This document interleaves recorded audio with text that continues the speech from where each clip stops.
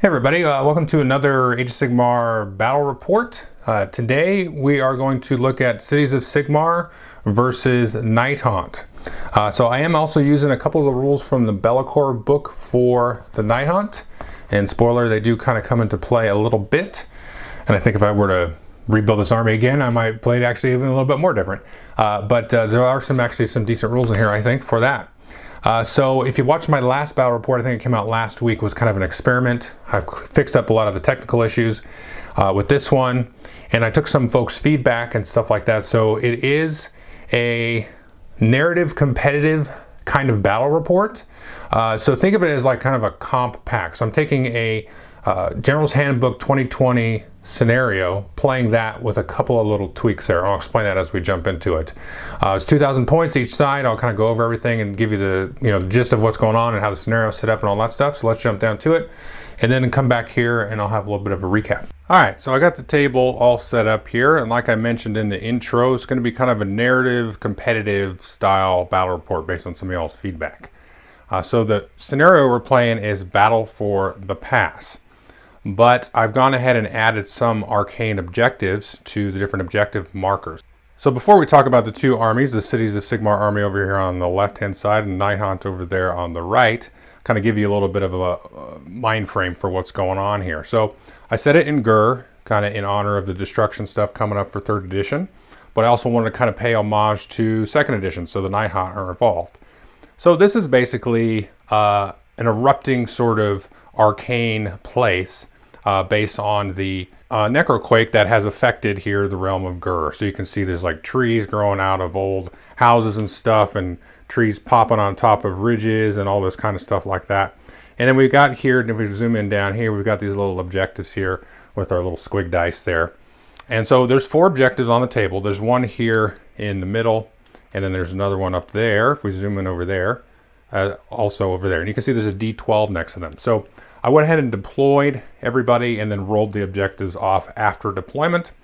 And so the first time that anybody kind of comes and claims one of these objectives, they'll be in effect. Now this one over here is a little plague objective, and it's going to believe I do 2d3 damage to the unit that comes in contact with it, or any units that are within a certain range. So the first time somebody goes to claim that, it's going to do a little bit of mortal wounds to everybody. Now if we look over here at the Nighthaunt, you can see this little dice over there next to that objective. And you can't really see it there, but that is a 9. And so when I rolled that up, so that's going to negatively affect casters, of which the Nighthaunt have a couple, but not too many. So if you're within 3 inches of the objective, you're going to be -3 to cast. If you're within 12 inches of the objective, you're -1 to cast. So I'll try not to forget that. Now over here on the Cities of Sigmar, which are a bunch of Chaos Dwarves, but I'll explain that as I go through the army. There's an objective kind of tucked in behind these guys right down there. That does nothing. So that rolled up a big fat nothing.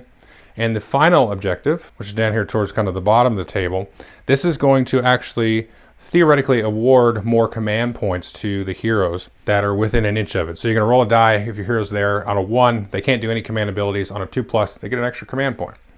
So that's kind of neat. So you can see the table is kind of filled with cover. Okay, so this little island over there, that's cover. This is cover. We're going to look over here. You can see some spirit hosts kind of tucked back in there. That whole kind of thing is cover. What else is cover? If we go over here, we'll zoom in way over here. There's a bunch of ballistas and stuff over on this sort of island there. That's all in cover. Doesn't really matter for the Nighthaunt because they just kind of ignore cover one way or the other. But it might help the Cities of Sigmar folks a little bit there. So the other thing to keep in mind about the objectives is the objectives that are in your own area here. So the objective that's down here for these folks, that's going to be worth 1 point at the end of your turn. The objectives moving further out here in the middle are worth 2 points at the end of your turn. And then if you are going into your enemy's area and controlling that objective, it's going to be worth 4 points at the end of your turn. Although if you made it all the way over there, you're probably in really good shape anyway. So the Nighthaunts are going to be going first. They finished deploying first, and so they chose to go first. They do have a bunch of stuff here off in reserve. So if we just kind of pan over here, we'll take a look. So they got a couple of endless spells here, Vault of Souls and the Shaiish Reaper, some Spirit Hosts. They got a Morngul there, a big batch of 12 Mirmon Banshees, and if we zoom in a little bit tighter over there, that is a bunch of Hex Wraiths over there, a unit of 5 of them. Now who they have deployed is we've got a unit of 20 Chain Rasps, and you can kind of see the tail end of a Knight of Shrouds on a mount. You got some Glaive Wraith Stalkers right over there. Unit of Hex Wraiths there. Another one over there. Lady Olanders right there. And then there's a group of Spirit Hosts just kind of tucked in back over there, just kind of hanging out doing nothing. So just to give you a heads up, these guys are all going to kind of move forward and take some positions and probably leave all of these other guys here that are in reserve along the back side there in reserve until at least probably turn 2. And the other thing to keep in mind here, this is a 6 foot by 4 foot table, but I've again chopped it down to the theoretical size which everybody expects 3rd edition to be, just to kind of shrink the table size and get used to playing on that table size. Now let's take a look at our quote-unquote Cities of Sigmar. So again, this is actually my Legion of Asgore army that I'm just playing as Cities of Sigmar because it actually works out pretty well. So this guy here is Drazoeth the Ashen, but he's actually a battle mage on Griffin. It's about the same size. I think it's exactly the same size. And so he's going to be a caster there. Now down here, again, these guys are Greywater Fastness, obviously because there's a bunch of dwarves. We've got a couple of units here of Longbeards, or these are called Ironsworn, but for this game they're Longbeards here. So we've got a Banner Bearer, Musician there. And then we have here our Rune Lord. Oh, excuse me, that's my Warden King. He's the general there, and so he's kind of hidden off in cover there. This is his retinue right here. So they want to kind of stay in close contact with each other. These guys can kind of absorb wounds and so on. Then we have a decent sized blob here of Iron Drakes. These are a bunch of guys with a bunch of muskets and whatnot. There's 20 of them there. And I'll scoot around the back here. Around the back here we'll have the rocket volley, I forget what that's called, and then a steam tank. So obviously these are not the actual things. And then we have here the Rune Lord and a Cogsmith, and that is a Cogsmith, but he's kind of chaosed up a little bit. And then up here, since you're allowed to add some Stormcast here, add a little bit of shooting more with the Stormcast. We do have a grip of Liberators there just to kind of fill out my battle line. A Knight Incanter for some even more magic. And then up top there, we've got a Celestar Ballista, and there's a Lord Ordinator kind of tucked down there, which I didn't talk about a second ago. And you've got the crew there for the Ballista. And then another group of the Iron Drakes there. Another group of just 10 of those for some, a little bit more shooting there. So like I said, the Nighthaunt are going to kind of move up here to try to take this objective and this objective. Try to get some cover in here. Not cover mechanically, but just physically visual cover so they can't get too many shots off on them. Try to take those and then see how the dwarves react to, and then drop in their little reserves behind them. Oh, before we go into the hero phase here, since the Nighthaunt guys are an Emerald host from the new Be'lakor book, they're going to mark this guy with the Emerald Curse, and he gets -1 to all of his save rolls for the whole battle. So I got to try to remember that because he's probably, arguably, probably the most threatening thing on this side of the table. Now, not a whole lot to do for this hero phase for the Nighthaunt. Most of their stuff is like regenerating dead spirits. We do have a couple of endless spells to cast, but there's not really a good timing right now here to cast them. I'll just throw them up and probably get unbound by the dwarves on their turn, or by the Incanter there. So let's try to get some positioning done. We'll start here with the bottom of the table here. There is a little group of Spirit Hosts right here in this little cover area here. They're going to try to move up here, maybe get behind this little building here, and get within 6 inches of that objective. We'll start to move things up here. So we're just going to go ahead and run and advance those Spirit Hosts. So they get a 6 move plus 3, so they're going to move up 9. So these guys just popped up there just a little bit there. They're not quite within 6 there of the objective at all, but they're kind of hidden off a little bit off to the side there. Still in cover, but cover doesn't matter because they're ethereal and they don't have effects on their save. So next we're going to run up here the Chainrast Horde group, try to run them this direction here. So again, they're 6 plus 4, so they're going to move up 10. So they've moved up there, kind of trying to snake around these, and they are within 6 of the little squig marker down there in the lower left-hand corner. So they are currently controlling that one, and they've already controlled that one there. Again, remember this one will generate theoretically command points for any heroes that are within an inch of it. I think the next thing I want to do is let's move this Knight of Shrouds here up on the steed. So he's going to try to move into some line of sight covering here, not just regular cover. And again, he'll advance. He gets 12 inches plus 1, so he's going to move up 13. Let's see what that gets us. So he's up in there, but he's tucked behind these trees here, so that's a good thing. So you can't get shot at too much there, unless it was from way across the board, which I don't think they have range to.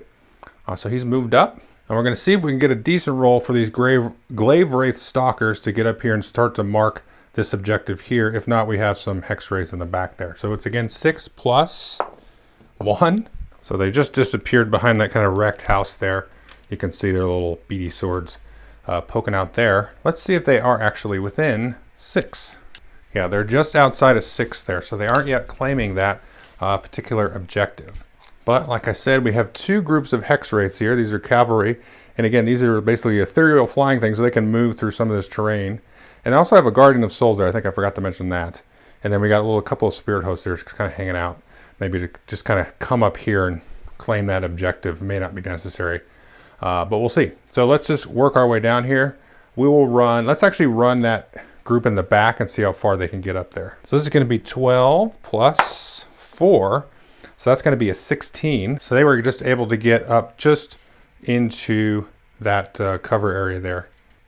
Now let's move the next group up, hex race there. Let's just roll and see what we get there. So 12 plus 6, that's 18. Okay, we've got a few options there. That was quite the run for these guys. They were actually able to get up and be within 6 inches. Now I did pile them kind of behind this little weird outcropping there, so they're out of line of sight from, if we take a zoom out here, there's quite a couple of ballistas and gunners up there. And there's also, just for edification or remembrance, there is some steam tanks and stuff behind this, but it's being kind of blocked by this little outcropping here.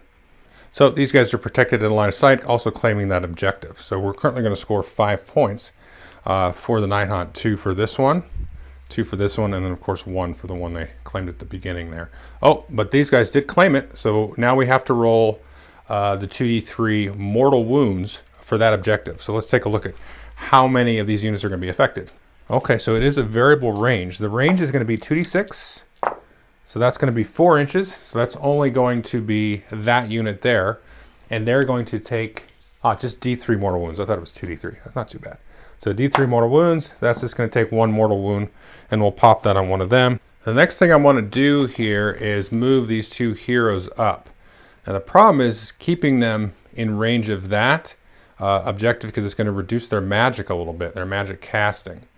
So I need to think about this for a quick second. Okay, so the spell from Olinder is more of an offensive spell, and that's not too much of a worry, at least right now. So she could probably hang out close. Her command ability is what's actually going to heal stuff. The Guardian of the Souls, on the other hand, is a little bit of a tricky one. So the concept here is to either keep these guys back here out of line of sight right there, or run them up with some of these other units to have, kind of have them healing and regenerating. Now, the more they move up, the more they're in danger of going to be shot at. But I think for right now, we're going to play a little bit safe. And we're just going to run these guys up behind here. They'll be within range of their supporting units. So first, let's do the Guardian. So they have a 6 move plus 6, so that's a 12. So they're just going to move up right here, right behind that. And then we're going to move Lady, who again is a 6 plus 4, so that's going to be a 10.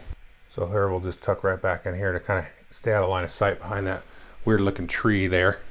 And then finally we have the Spirit Host way in the back there.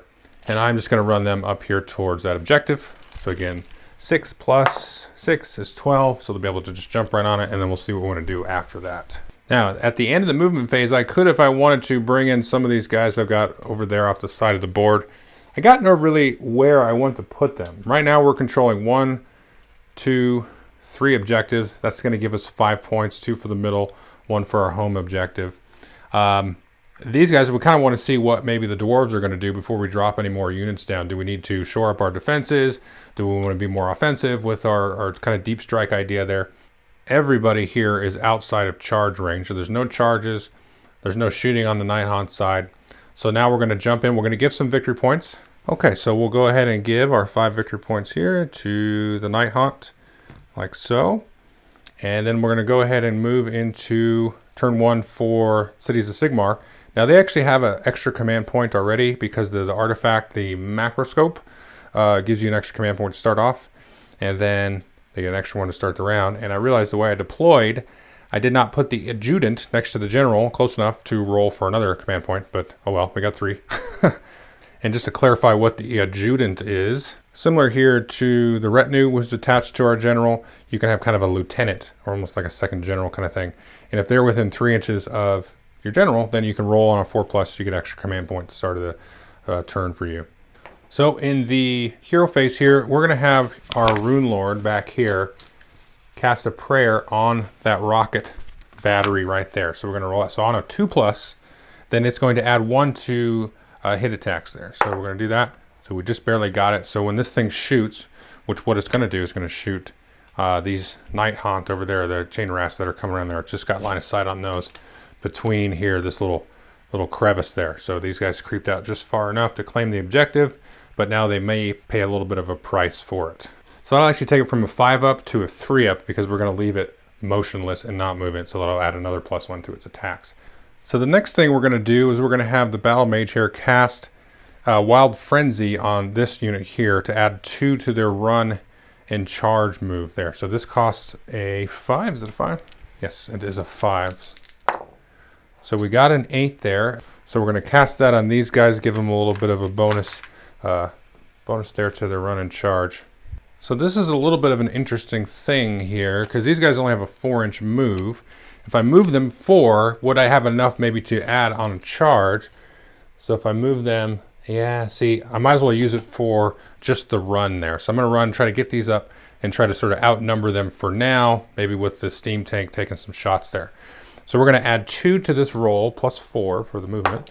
So that's going to be 3 + 4, so 7. So it's better than nothing. And actually, just stop moving here because I realized there are musicians in here, and I add them another 1. So I'm going to move them a little bit further than they were. So actually, just out of curiosity, we're going to measure here. So how many models do they have? So these guys just have 2 models, and these guys is a little harder to measure there. Gosh, they maybe have 1. Yeah, just grazing the edge. So Nighthaunt will still control this objective. And so unless the steam tank can do a bunch of shots where they have to start peeling from the front, the Nighthaunt will still control it. But we got some other things here to take into account. So we're just going to move the Warden King and his retinue up, just a standard 4. We're not going to run them or anything. So we just piled them forward a little bit. Now we have an interesting conundrum here with these 20 gunners there, because this kind of monstrosity here is blocking their line of sight from a lot of the battlefield. But do they run up here and get themselves a little bit of high ground, or keep themselves out of harm's way? Because we've got a lot of stuff coming at them there, and we might, have some issues here in the back. If we move too many troops up, we might get kind of deep struck on. Although there's some other things here, so I think we probably will leave them just moving up a little bit. So instead of moving them, let's actually move these Liberators that are in the back here, kind of run them up. Yeah, so let's run these Liberators up there and see how they do. So Liberators, they're going to move 5 + 6, so that's pretty good. So you can see we move them in and tuck them behind there. And so maybe they can act as a little bit of a screen here, moving up in front, taking some of the shots here as our little gunners down here start to move up. So we're going to just inch these guys up just a little bit. Not going to run them because we still want them to maybe get some shots off. Okay, so they just kind of crowded up a little bit here. We're going to leave these guys back here. Our Cogsmith, our Rune Lord, and our guns, we're going to leave them as is. They have some decent line of sight, but we do have here, kind of our first wave kind of moving forward here with these different groups of dwarves there. And then maybe these guys will start to move up. But we don't want to give 9 inches of space here to get deep struck on and just lose those guns right away. So I haven't forgot about our Griffin, or Bull, as it were. But we're going to take a peek at what the visibility is for the folks up here. Now this ballista here has line of sight to a couple of the glaive race over there, down there at the end. So we're just going to keep this guy up here on the high ground here. What we'll probably do is we'll move up this caster, get her up into the middle a little bit there, keep her out of sight, and then slowly start to advance these gunners here to maybe get into this little kind of sort of makeshift canyon there and get a little bit of line of sight over a little bit across the table. Not too much, but we'll see what we can get out of it. I'll tell you what I am going to do though. I will advance those gunners on the far side there. So that's going to be 4 + 2. So these guys kind of disappeared over the ridge there. And you can see them starting to come out that side there. So we are going to walk up our mage over here, our Knight Incanter, run her up actually. Okay, so that's all of the movement that I want to do. Now I need to think about this battle mage real quick. Now if I move this battle mage right here, there's definitely going to be a pocket of space here for 1 or maybe even 2 units, especially if I move him up pretty far, As it stands, it's possible for them to maybe drop a Morn Goal or something like that back in there, which not be a good thing for everybody. So it's a little bit difficult to actually move him off and get him engaged in some of the more important stuff up here. So I need to think a little bit about where to actually position him. Right, you can see I just plopped a die there. There's actually just enough space for a small unit in it. The Morn Goal honestly actually fits perfectly, even as it stands now. So even if I hold him still, that's going to be an issue there. So I think what I might actually do here is let me take a look at the movement, of the Rune Lord here. So I want to try to keep him within 3 of the steam tank and this. So if I move him just a tiny bit, he's still within that. And so I can do his little prayer. Most of the prayers only have to be within 12 inches, but that's kind of keeping us tight in. So if he moves there, that locks this position out, so nobody can drop anything down there. The other side of the table up here is pretty fine. But I still can't move this guy because then it will open up this bottom corner of the map here. So this will just be a big wide open space. So he's actually going to hang tight. So yeah, I don't think there's any other choice there, because otherwise we're just going to start dumping ghosts in this corner and just chewing through these little dwarves here. Now, yeah, the other problem with that is the shooting. The shooting becomes a problem. I don't want them too much engaged with my general, but there's a retinue here, so I could have them kind of, flank off and encounter whatever threat's going to come. But I'm just going to leave him stay put for right now. He's not going to do anything. Okay, so let's go into shooting phase. We'll kind of work our way down the table like so, starting with this ballista, which has line of sight to the Glaive Wraith Stalkers. You can see kind of way down at the side. Now we have the Lord Ordinator here, and he's going to actually add +1 to the hit roll. So the long range attack is actually a single die roll, and it's normally a 3+. Now we actually need a 2+ because the Ordinator's standing there. And if we get a hit, it's actually D6 hits. So on a 2, we get that. We're going to get D6 hits. So that's 3 hits, and that's 3s to wound. So we got 3 wounds. Normally it's -2 rend. Doesn't mean anything against the ghost, but it does 1 damage. Now those Glaive Wraith Stalkers here down at the end, they have a 4-up save. So we're going to roll those there. So they're going to save 2 of those and miss 1. Now moving down the line here, the steam tank does not have line of sight to anybody. There's like the perfect setup for blocking their line of sight. But like I said, the rocket volley battery thing has line of sight to the chain rafts, and they're going to get a little bit of a bonus there. So you're going to get 3 attacks. Normally you need a 5, but because of the prayer and they didn't move, it's going to go to a 3. So they got 2 of those. It's going to be a 3s to wound. Wounds on both. Again, rend doesn't matter. These are going to do D3 damage. And the chain rafts here have a 5-up save. So we're going to roll that. So actually they got 1 save. This is going to do D3 damage. So just 1 damage, just 1 chain rasp. If we pan over just a little bit this way, we can try to get a sense of how many shots these guys are going to get off. So let me check line of sight and all that fun stuff. 12 of these guys can get a shot off into them. Remember, our other group that was up here in the corner advanced, so they can't shoot at anybody. Oh, not too much. It goes down to 9 guys. Now these are 3s and 3s, and 3s to wound. That is not a good roll. Of course, we have our 5-up save. The rend is ignored. That's going to block 2 of them, and then the D3. That's going to be 2 more guys gone. Now that's pretty much going to wrap it up for the dwarves. We do have to do battle shock here. Now the Glaive Wraith that we lost over there, it doesn't matter because they have bravery 10. These guys only have a 6, and they lost 3 guys. So 3 + 3 is 6, so they are good to go in terms of losing any more Nighthaunts. So we're going to give the 1 victory point here to the dwarves for holding their home objective. These other ones are still being held barely by the Nighthaunt. So let's go ahead and jump down here. The initiative roll for turn 2. So it's 5-1 Nighthaunt. Well, Nighthaunt will be in white. So Nighthaunt's going to take that initiative. Now, do they go first? I think they do. Now, Lady Olinder's going to pop her command ability. She's going to bring back a figure to each of these 2 Nighthaunt units that lost a figure in the last round. Now, the Guardian of Souls has -1 to cast here. He's going to try to heal up the rest of these here. So she actually needs a 7 here to cast this on there. So she gets a 9, models back. Oh, she only brings 1 back. Okay, instead of the 2. There was only 2. And the only other thing to do in our hero phase is have the Knight on Ethereal Steed. He's going to use his command point on this unit here is going to give them +1 to their attacks. So these guys here, instead of rolling 2 attack dice, they're going to be rolling 3. Okay, so let's go to the movement. Now these spirit hosts here, I'm going to have them try to run through this building here. So that's 6 + 5. Let's see if that's enough to get them through here. Not really that way, so they're going to have to go in. So I just tuck them in back there. Now these guys I'm going to have just advance a little bit, and then hopefully they'll get a charge off on the dwarves there. Okay, so they got up just enough. They're just outside of 3-inch charge. They're going to have to do a 4-inch charge there. Yep, to get it within a ½ an inch there. So they've moved up, ready to charge. And then this fellow's just going to run up this way. He's not going to advance. He's just going to do his little 12 there. Kind of stick behind this building like so. Now this Guardian of Souls back here is in good shape because he's got a 24-inch cast there. But I'd like to get him outside of that objective. Is it worth trying to run him up and hide him behind this rock or not?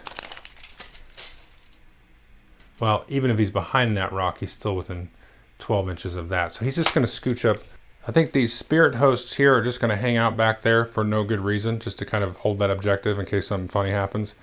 The lady might move up, but so these guys are claiming the objective, this front little group of hex wraiths.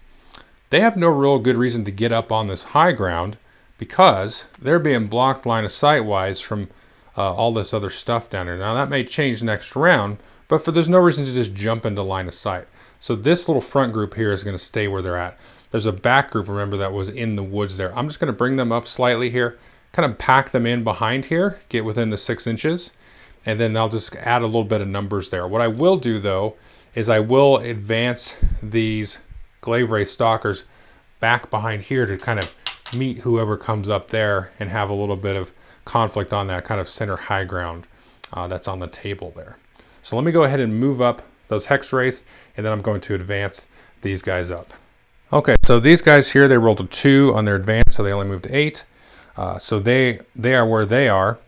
I was hoping for a little bit of an advance roll just to get them up here and just kind of physically block that area, although maybe the guns would chew them up. But anyway, just kind of physical kind of hindrance there. And then, of course, I moved the Glaive Wraiths up there, and they just kind of turn them around backwards to kind of separate the different 2 units there. But I'm definitely able to get a lot more bodies contesting that objective there. So that's all of the movement for the Nighthaunt except for Lady Olinder. And I think we're just kind of scooch her up here in these horrifying looking trees there. Keep her out of line of sight, but then still give her some access to use her command ability and whatnot. And maybe start to cast some spells here in a round or 2. So that's movement. Now, do I want to deep strike anybody? I don't know. I mean, I can't deep strike anybody from the back side here, but maybe I've got some spots here. I've just taken a look at this particular spot, which we sort of left open with our battle mage on Griffin there. Now, is there 9 inches here? There's probably not 9 inches from everybody. Yeah, there's no way. So I was thinking maybe drop a unit of Mirman Banshees in there and say, go ahead and try to cast a spell. But so there's not a good spot here to put them in. So the only thing I could really do with those units would be to pop them over here in useless territory.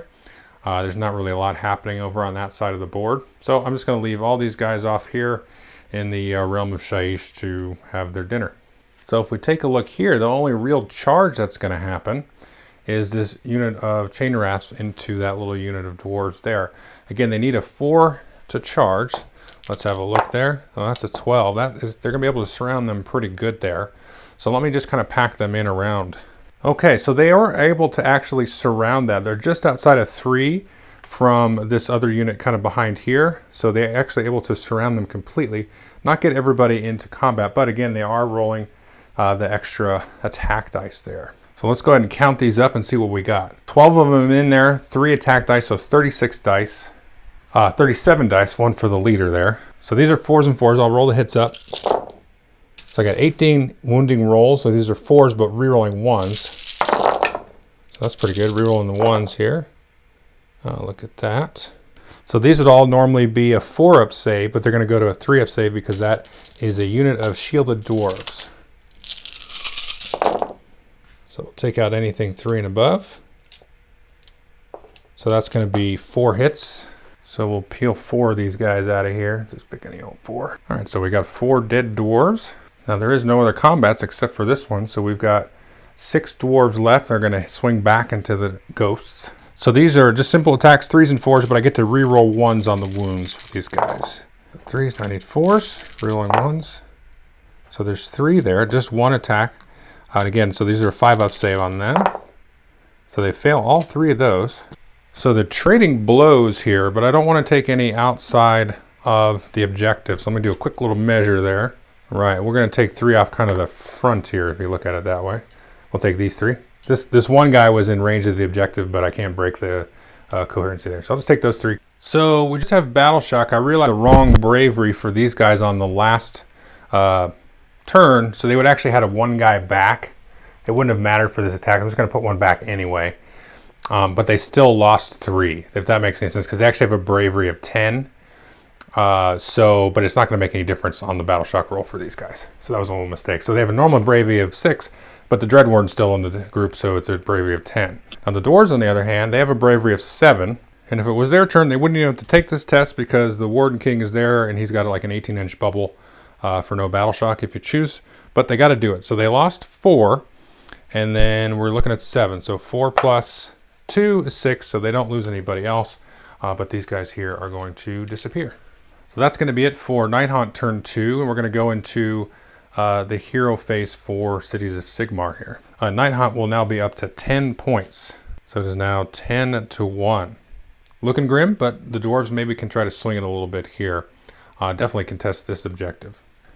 And I just realized I've been forgetting to roll the invulnerable 6+ save on the Nighthaunts. But how many guys have they lost? 2? 3? So we're going to go ahead and just do that real quick on these guys.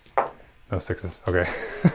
So sorry about that. So going into the command phase here for the Cities of Sigmar, this guy's going to cast Choking Fumes on that unit of Chain Rest there. So he needs a 5.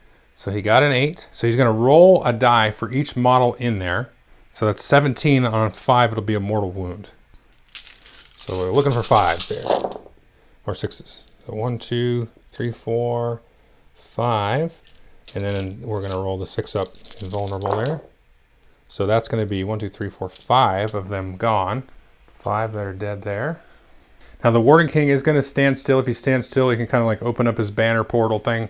18 inches from him. Whoopsie. None of those units will have to take Battle Shock. He's also going to use a command point here, and that's going to give them, again, similar to the Nighthaunt ability, another extra attack when they jump in here. So they're all going to try to pile in here and try to take that unit out there. Now this Rune Lord here is going to use the same prayer on the rocket thing on a 2-up. Okay, a 2-up, that's going to get +1 to his attack ability there. And I think that's going to be it for the hero phase. Now we're going to go into the movement phase. And I think we need to quit screwing around with what's going on in the back here. Stop worrying about protecting these crappy guns over here. So this guy's going to try to get up as far as he can. Try to get some engagement back here. Put some pressure and some stress on that side of the table and not worry so much about that. But the problem is here is we have this objective here. We're going to give up 4 points. But we got to try to get those 4 points over there. So let's go ahead and try to do maybe an advance with this guy here. Get him way up the board. So 15 plus 2 is going to be a 17. Okay, so he was able to jump up there and to move the little objective die there. He does have that mark then, so he's losing -1 on his saves. So he's able to basically just squeeze through there between the 3-inch buffer on each of those groups there. We'll see how he fares. Now we're going to move up this group here. Just going to move him up a little bit, keep him outside of 3 from this group here, and then try to get them in charge range of either these spirit hosts or these guys there. So let's get them up a bit. Okay, so these guys piled up there just a little bit. Keep that out of the way. But let's just take this out of the way for now. It's useless. Just blocking my camera. And then, so these guys are up here. And we'll put that back if we need to. So we got these guys in here. They're within just outside 3 there, and then maybe a charge there. We'll see. Now these guns here, I'm going to leave them hang back a bit. We're going to get the Liberators up top there. Just move them up. Try to get them to charge those glaive wraiths on the back. So they've started to pile up there. I'm not sure if I should shimmy these guys over a little bit or not. I can probably get some more stuff into line of sight. But I feel like this is a good spot in case we do get deep struck on our next turn. Maybe we get the double turn as the dwarves. And so we'll just kind of leave them hanging back so they can pump shots backwards. Now this little rocket volley, I'm actually going to shimmer this thing sideways just a little bit there. It's still going to have some line of sight to some certain things there, but he's just going to stay there. We're going to move that Rune Lord there, just going to move him up a little bit. Almost use that gun there as a kind of a screener in case anybody comes along. You can see him popping out there at the end there. We're going to leave the steam tank alone. We're going to move the cogsmith in front. Just get him in his position where he can also be a little bit protected there. So it kind of acts as a little bit of a screen there. So we're going to keep the ballista, the ordinator here, move the ordinator up this way. He's just going to tuck in back there. And then next we're going to start to scooch these guys up, get a little bit better line of sight on these glaive wraiths and whatnot, try to pick them off a little bit in the shooting phase. Okay, so they inched up just a little bit there. So let's start with them shooting over here into the glaive wraith stalkers right over here. So we're going to get a couple of gun shots off. So they moved and all that kind of stuff, so they don't get in their bonuses. So they get 10 shots, 3s and 3s. That does have Ren, but Ren don't matter. Now we get a 4-up save. Eesh. Well, oh my gosh, they failed them all. So 3, 6. So that's going to take a good chunk out of that unit there. That decimated them pretty good. So they're only down to 3 guys there. So that was some good lucky shots there. And next we're going to dump these shots into this unit of chain rasps there. Now they haven't moved, so they can actually roll 2 dice. So there's 20 guys here. They all have line of sight because this little stinker out there. So that's going to be 40 shots. So again, 3s and 3s here. And I realized I didn't roll my 6s on the glaive wraiths. So 1 will come back. I forgot to do that. And we're going to roll the saves for the chain rasps on the guns. There. And then of course we'll roll 6s for these. So that just leaves 4 guys down there. And before I decide my next shooting, I still have my guns to shoot. I want to do a little bit of measuring down here. Okay, yeah, because now there's no longer any chain rasps in contesting this objective, but there is 2 of these spirit hosts down here and this guy. So right now the Nighthaunt's still capturing it. So I'm trying to figure out if I want the guns over on this side shooting down here to look at the chain rasps who are probably going to bail, or see if I can take some shots here from over there down here to the spirit host. So let's take a look here. Yeah, so none of the guns have line of sight over down to this side here. So I think they're just going to dump them into here, and then maybe these guys can charge them. So first we'll take some shots here at the steam tank into them, and then maybe the rocket battery. Well, I could have used the targeted sight here, but I don't really want to use that just yet. So we're just going to do a couple of shots here. First is the steam cannon. Let's see, it's a 4-up. I got that. 2 to wound. Got that. -2 Ren, doesn't matter. D6 damage though. Let's see, 4 damage. So that's going to be 4 5-ups and then 6-ups. So 5-up there, and then do we look at 6-up? No 6-ups. That's going to peel 3 of them off. And then see, just a long rifle. Here's 1 attack, 3-up. That's a miss. And the Hellstorm rocket battery, because they had the prayer cast on it, but it moved. It's going to go to 3 attacks at 4-up. So that's 2. And 3s to wound. Neither of them wound. Ugh, what a pain in the butt. So there's still going to be 1, the Dread Warden left there. Maybe this ballista could see him. I doubt it's down there. Let me take a peek. Actually, yes, but we have to do the random one. So we get 1 attack at a 3-up, but it's going to go to a 2-up because the Ordinator's there. Oh, of course it missed. Okay, so we're going to do the charge phases. We'll just kind of work down the table here. Let's zoom in over there. Oh, whoops, knock those down. We need a 6-inch charge on them. Let's see if they can get off their butt and get a charge off. So you need a 6. So we got a 7. So let me move them in. So I move them up. These guys are actually able to get to the next step down. But when we do a pile in there, we'll fix all that up. And these guys are already engaged. Let's see how far these guys have to engage with the spirit hosts. That's going to be an 11-inch charge. So let's go ahead and give that a shot there. 11 inches. 7. Do I spend a command point to re-roll that? I want to get the bodies in there. I'm going to spend the command point there. So let's do that. Yeah, of course not. All right, so there's no charge there. This guy can't charge because he advanced. So the real only combat that's worth looking at, I mean, we got this guy with the 1. He's just going to battle shock it away. But we got to go up here to our fancy Liberator. So we're going to pile these guys in here. So we're going to pile them in. They're surrounded. There's 4 glaive wraiths left there. So we're going to do 11 attacks because the leader's there. So 4s and 3s. No saves, but they get the 6 up invuln. So I got 1. So we're going to take 2 of them out. So we might as well do the Dread Warden down here for the Nighthaunt. So we get the extra attack from the Dread Warden. 3s and 3s. And there's 2 3s. There's that. So the 1. So these become 4 up saves. Save 1. So he took one of these guys out there. He'll lay him on the side, but there's no battle shock for those guys. So I'm just going to peel him off. And then these guys will swing back. So 5 attacks into the Dread Warden. So 3s and 4s. Oh my gosh, they couldn't do it. They couldn't seal the deal. These are terrible. All right, so we got, let's see, 2 stalkers left. So that'll be 4 attacks. 4s and 3s. Have a 4-up save. Rerolling 1s. Nope. Okay, so we'll do Battle Shock. Now the Glaive Wraith, what do they have? The 10 Bravery. But how many guys did they lose? 1, 2. So they lost 7 guys. So 7 plus 4 is 11. So they're actually going to lose 1 more guy. He's going to be there. Now this other one we don't even have to roll Battle Shock for because we lost more than 10. So he's going to go away. So that's that unit taken care of there.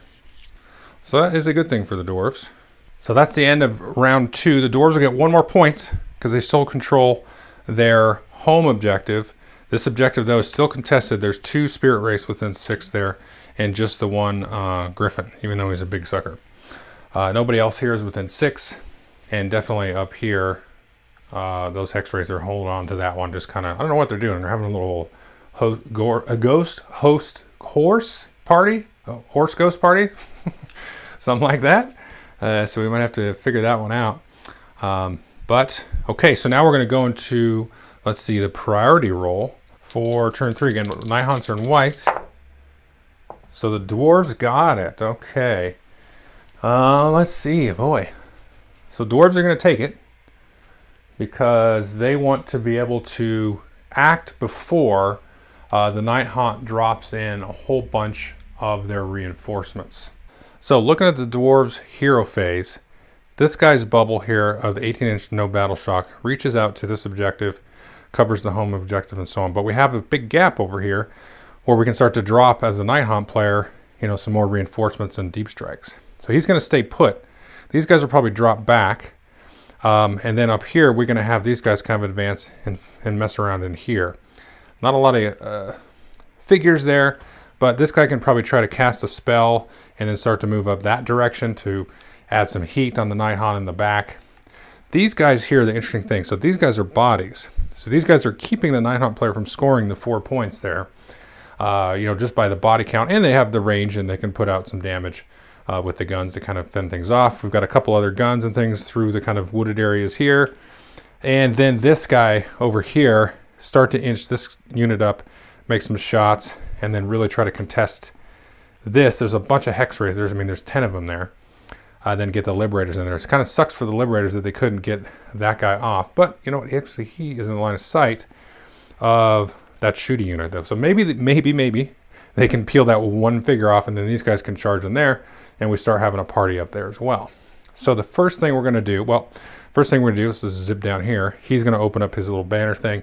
So 18 inches, no battle shock for any of these units here. So this guy's going to cast his Amber Beam like that. So you draw a line 18 inches, and then anything that touches maybe takes some mortal wounds. So this will cast on a 7. That's exactly a 7, but that could be unbound. Yes, it can, because we got some mages in range there. So let's see, will they unbind it? Oh, they certainly will not. You should take damage for that. So then we're going to do a 2+ and a 2+. So first for the Spirit Hosts, nothing. Okay, and then the Steed, that's that. And so the Ethereal Steed guy is going to take D3 mortal wounds. So it's going to take 3 mortal wounds off of him. So that's not too shabby. That's going to take him actually down to 3 wounds. But I got to roll his wound blockers. Let's see, 6 up. Oh, he didn't get him anyway. Now this guy here is going to throw his prayer again on the rocket battery there. So he needs a 2-up to do that.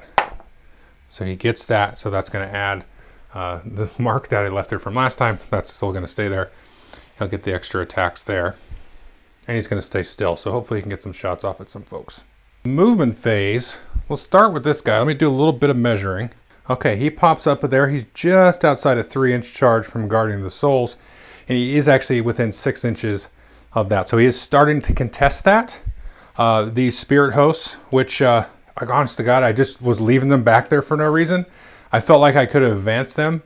And I was like, just leave them back there. I wasn't even thinking about this guy's flying and movement stuff in my head. So good thing they're back there because that's more bodies. Now, granted, I'm not too worried about it as the Nighthaunt player because there's a lot more bodies that can drop in. I can drop in 12 Mirrorman Banshees and charge this guy and just, wait out the body count on that.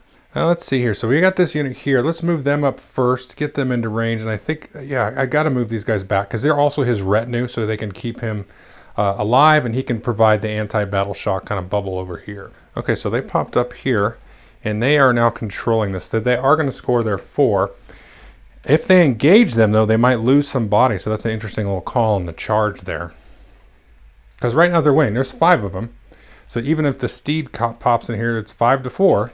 So they may just want to hang out right there where they're at, force these guys to charge into them. We'll see. Now these guys are going to mosey on back. I'm going to advance them. Yeah, so we kind of conga lined them there. Some units can come back in here where I got some dice buried behind this sort of corner over here. So we could get a unit in over here, but this is contested as far as the, the gun there and that stuff. So we have pretty much locked this in, this corner, but there definitely can be a unit coming in on this side. There's nothing that we could really do about it. So I could just drop a Morgul in here and come in here and start eating things. So as I was moving these guys over, I just shimmied them over. My camera mic dropped out. So just catching up, I just shimmied these guys over. I like to keep them nice and steady because you get the extra bonus when you don't move on your shooting. But not enough of them have a good lane over here, as far as the attack goes. Now, if we take a look over there, all these guns and stuff, we're going to stay back here, blocking out that 9-inch bubble, getting some range attacks. Pretty useless over there, but they're just holding ground for this, again, this main objective. Now, I am going to actually advance these guys up this corridor because they're not really going to get any shots off on anybody worthwhile. And I do want them to start to take a little bit of extra ground here. So we're going to try to move them up that corridor right there.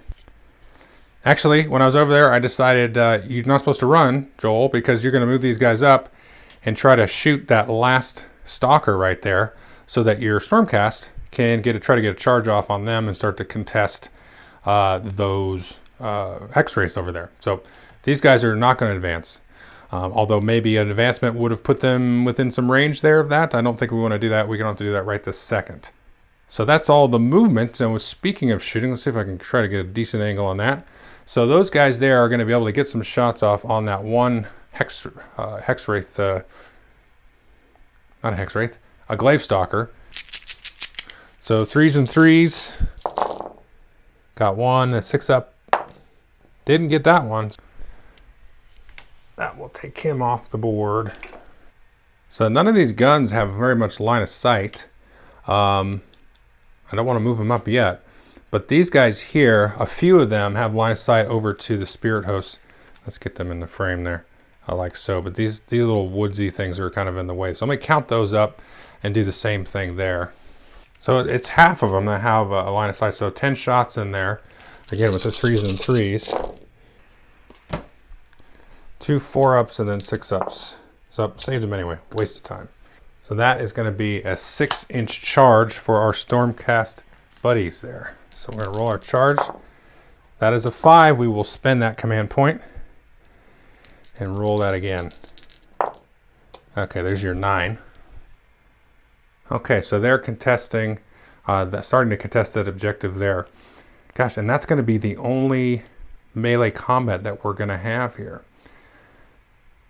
That's going to be interesting to see. So I think it's going to be very interesting.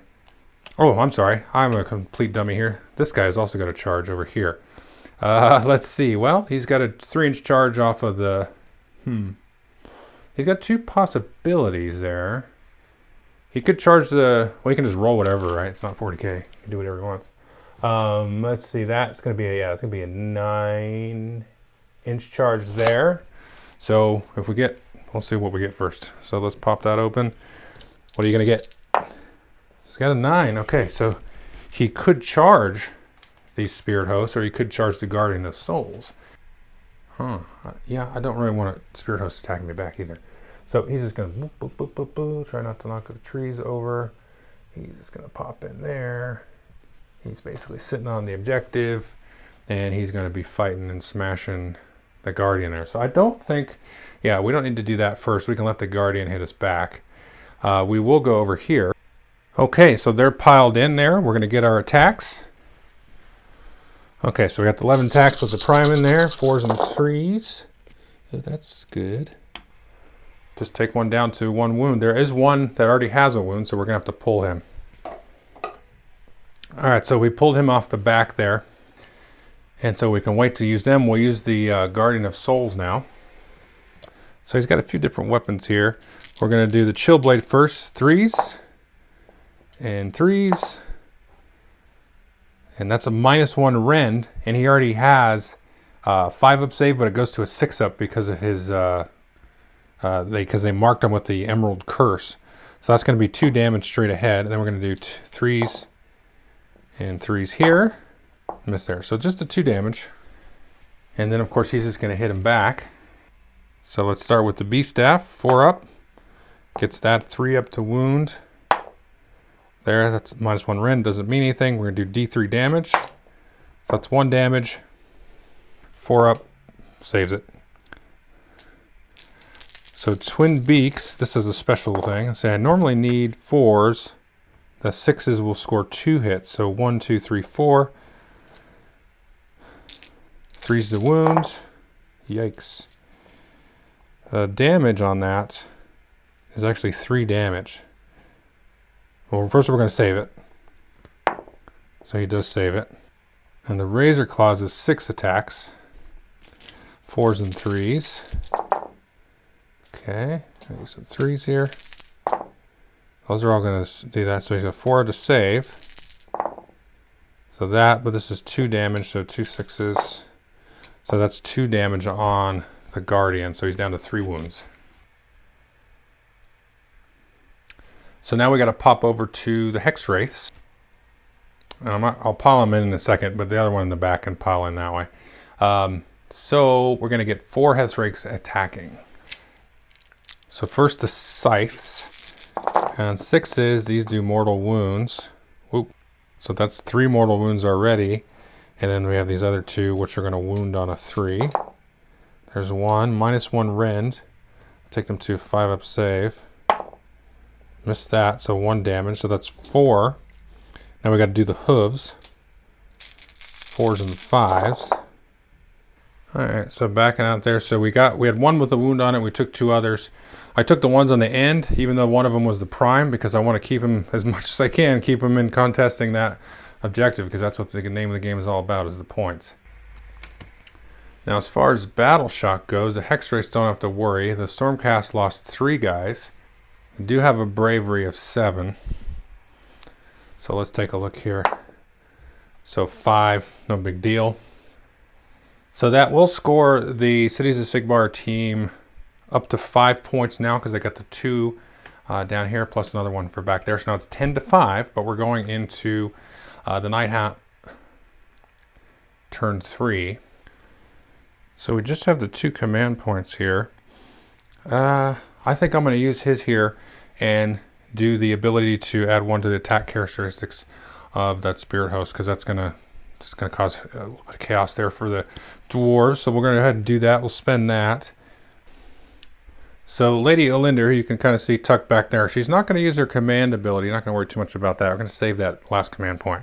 But she is going to start to wreak a bunch of havoc on our little griffin there. So she can do her lifting the veil. So she's going to roll a die. On a 1, nothing happens. So on a 2, it's going to suffer that many mortal wounds. So we're going to take 2 more damage down here. And then she's going to cast her little grief-stricken spell here. Now normally she's a 7, but she's within 12 inches of that thing, so she needs an 8. She's She got an 11, but it could be unbound, so we need a 12 on that. Nope.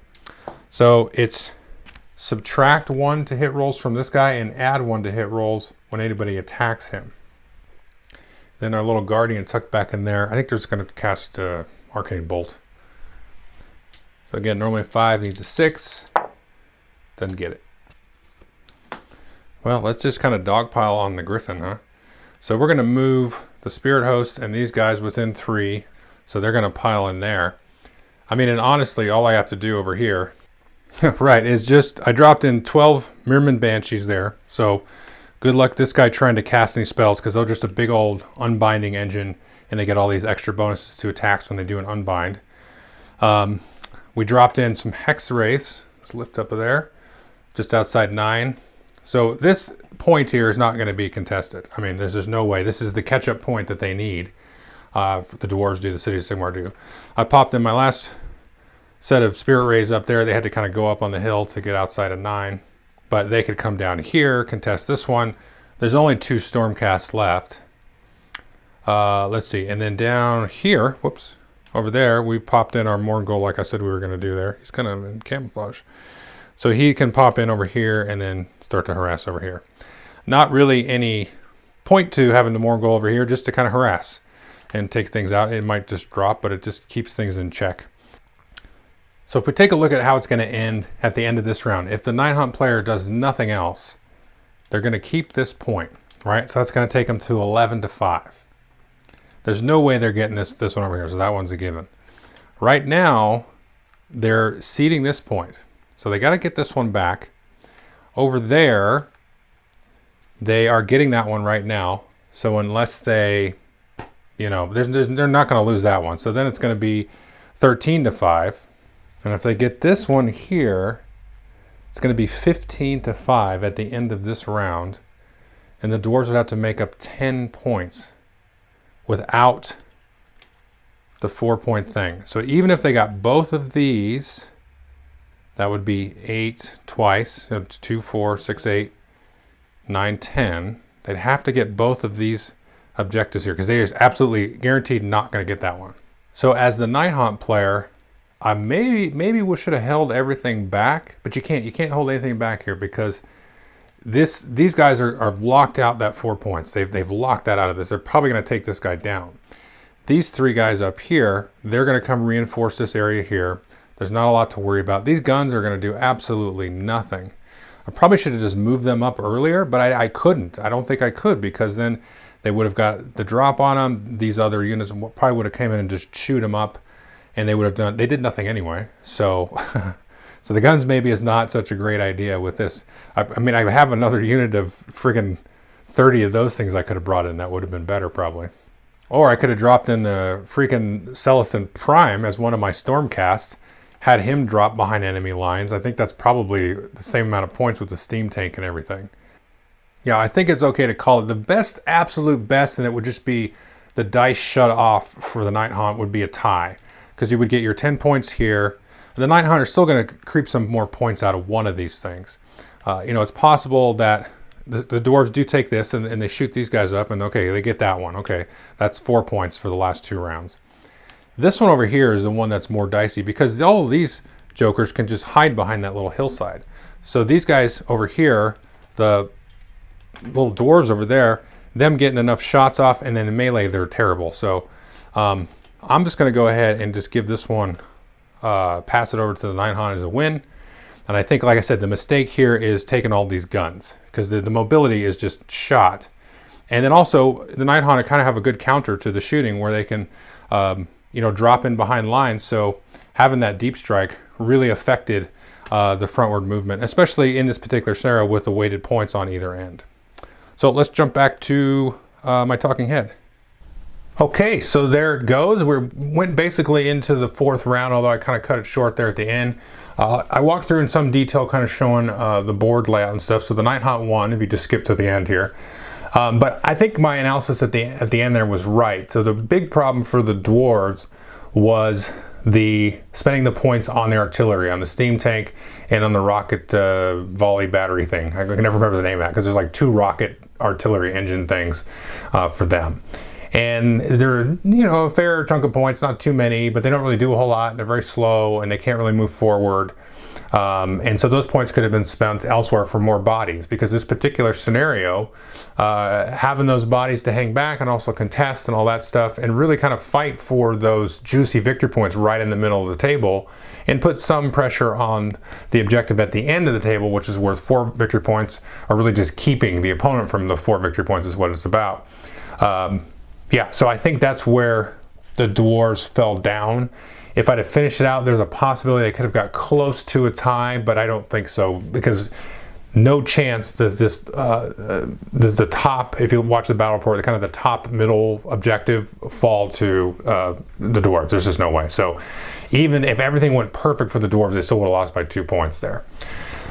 So yeah, but it was an interesting battle report. The Nighthaunt are super effective, I think, against this kind of shooting army if you do have some line of sight blocking stuff on the table, of which I had enough, but it wasn't keeping me from shooting, at all. I did a couple of bad rolls on the shooting for the dwarves, but not anything I think too outrageous. I'm one that likes to load a table full of terrain. I know not everybody likes that, but otherwise, what's the point of playing a miniatures game? Because the bodies occupy space, right? So there's got to be some physicality, I think, to the game. But yeah, so it was a fun game. Definitely the Bellicor rules in here, the Emerald Host rules specifically, seem to work out really well for this army. I didn't even have to really use the bonus to the hex rays, and they would have done even better. I did the one combat where I forgot him, and then I was like, oh well, they would have just wiped the unit anyway, and it was a game over anyway for that thing. But being able to mark the Griffin and just basically decimate his save just really made him very ineffective. So that rule, like Emerald Curse mark thing, if you apply that to the right unit, I think, in this case, I think that was the only choice, that can do a fair amount. And having that sort of deep strike ability really messes with that shooting ability of a big time shooting army, especially if they're shooting a slow moving shooting. So anyway, so take a look at it, and this will be the last one for second edition. Really enjoyed second edition. And so they're actually going to, as this drops, I think the next day when you see this, they'll be unboxing third edition, the starter for that. And so if they're unboxing it, it must be coming real soon. So I'm going to put a pause on these battle reports, and you probably see a review or something from me, and then we'll see what happens when third edition drops. Anyway, that's it. Hope you enjoyed it. Thank you.